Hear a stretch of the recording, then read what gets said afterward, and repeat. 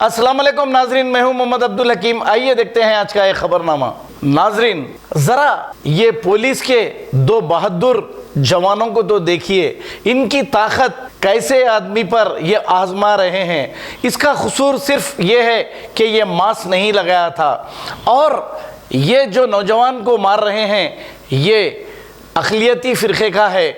इसको कैसी बुरी तरीके से मारपीट कर रहे हैं। इसका एक मासूम बच्चा आकर अल्ला रहा है, रो रहा है, लेकिन ये बहादुर जवान एक आतंकवादी को जिस तरीके से पकड़ के मारते हैं वैसा मार रहे हैं। शर्म आनी चाहिए ऐसे पुलिस वालों को जो कमज़ोरों पे अपनी ताकत आजमाते हैं। अगर तुमको ताकत आजमाना है तो जाइए चाइना के बॉर्डर पे, जो चाइना के जवान घुस के आ रहे हैं उन्हें मारिए, तो शायद अवाम भी खुश होगी। लेकिन पब्लिक ठहर कर तमाशा देख रही है। ये दो जवान हंगामा मचा दिए हैं। ये वाकया इंदौर के परदेसीपुरा का है। आइए देखते हैं ये रिपोर्ट।